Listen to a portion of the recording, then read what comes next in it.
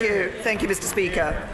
With permission, Mr. Speaker, I would like to make a statement on the Government's ongoing work to secure a Brexit deal that honours our commitments to the people of Northern Ireland, commands the support of Parliament and can be negotiated with the EU.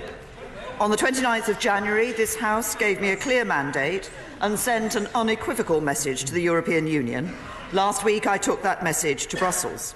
I met President Juncker, President Tusk and the President of the European Parliament, Antonio Tajani, and I told them clearly what Parliament wanted in order to unite behind a withdrawal agreement, namely legally binding changes to the backstop. And I explained to them the three ways in which this can be achieved. First, the backstop could be replaced with alternative arrangements to avoid a hard border between Northern Ireland and Ireland. Yesterday, my Right Honourable friend, the Secretary of State for exiting the European Union, met with Michel Barnier to discuss the ideas put forward by the Alternative Arrangements Working Group, comprised of a number of my honourable and Right Honourable friends. I'm grateful to that group for their work, and we are continuing to explore their ideas. Secondly, there could be a legally binding time limit to the existing backstop. Or third, there could be a legally binding unilateral exit clause to that backstop. Given both sides agree we do not ever want to use the backstop, and that if we did it would be temporary, we believe it is reasonable to ask for legally binding changes to this effect. Mr. Speaker, as expected, President Juncker maintained the EU's position that they will not reopen the withdrawal agreement. And I set out the UK's position, strengthened by the mandate that this House gave me, that this House needs to see legally binding changes to the backstop, and that can be achieved by changes to the withdrawal agreement. We both agree that our team should hold further talks to find a way forward, and he and I will meet again before the end of February to take stock of those discussions. So our work continues. The Secretary of State and the Chancellor of the Duchy of Lancaster are today in Strasbourg, and last week the Attorney-General was in Dublin to meet his Irish counterpart. And following my own visits to Brussels, Northern Ireland and Ireland last week, I welcomed the Prime Minister of Malta to Downing Street yesterday, and I will be speaking to other EU27 leaders today and throughout the week. The Right Honourable Gentleman, the Leader of the Opposition, shares the concerns of this House on the backstop. I welcome his willingness to sit down and talk to me, and I look forward to continuing our discussions. Indeed, government ministers will be meeting with members of his team tomorrow. I think there are a number of areas where the whole House should be able to come together. In particular, I believe we have a shared determination across this House not to allow the UK leaving the EU to mean any lowering of standards in relation to workers' rights, environmental protections or health and safety.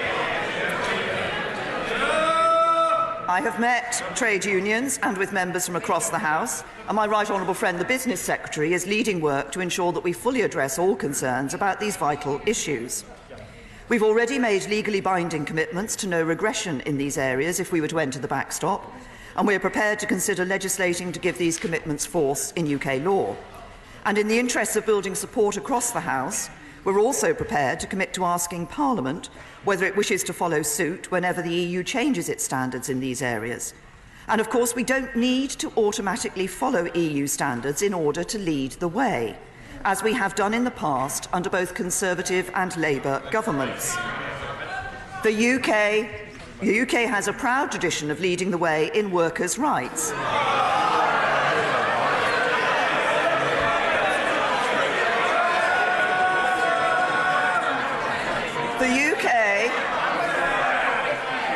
The UK has a proud tradition of leading the way in workers' rights, whilst maintaining a flexible labour market that has helped deliver an employment rate almost 6 percentage points above the EU average.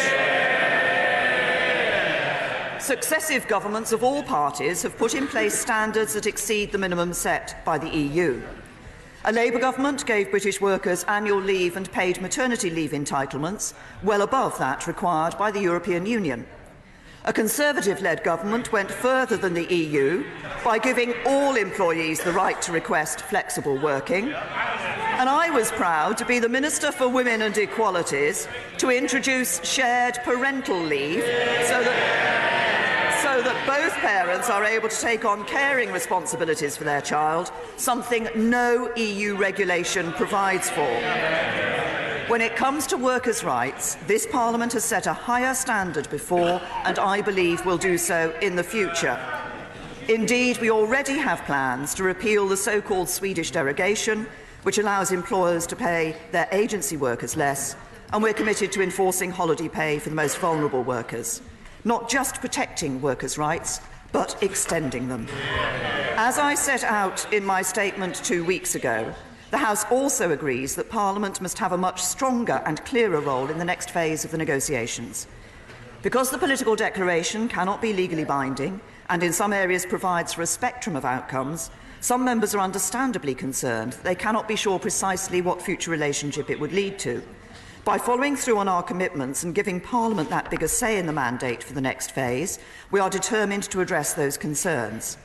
The Secretary of State has written to all members of the Exiting the EU Committee, seeking their view on engaging Parliament in this next phase of negotiations, and we're also reaching out beyond this House to engage more deeply with businesses, civil society and trade unions.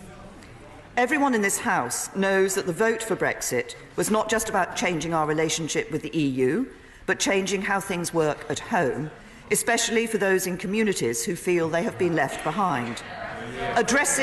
Addressing this and widening opportunities is the mission of this government that I set out on my first day as Prime Minister.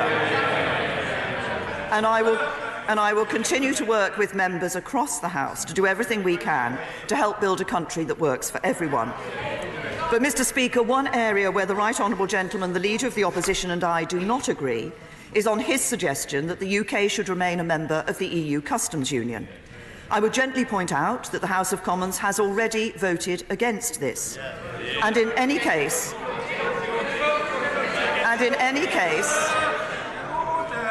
a lot of noise and heckling, but the record shows that everyone gets a chance to question the Prime Minister. I think it is right that she should have a proper and respectful hearing, and the same courtesy must be extended to the Leader of the Opposition in due course. The Prime Minister.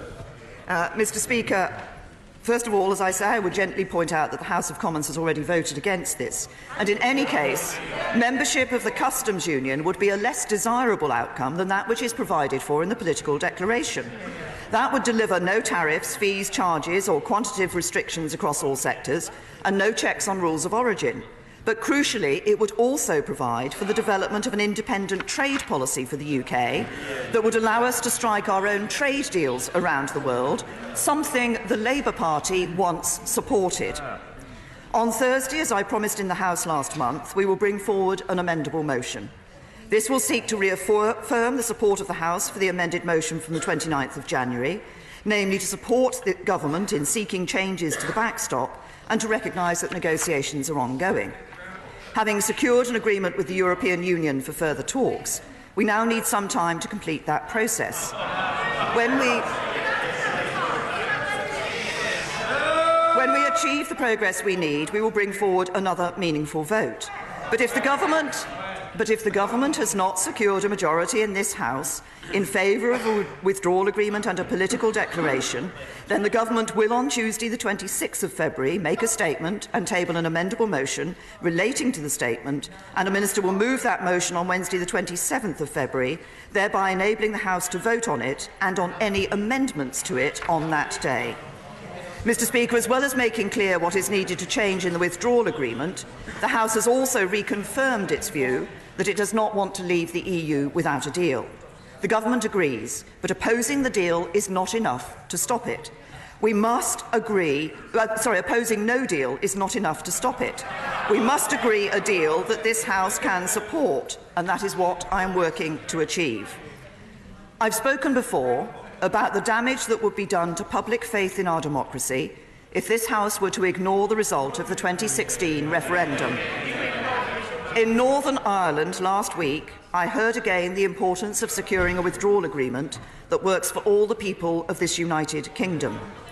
In Belfast, I met not just with politicians, but with leaders of civil society and businesses from across the community.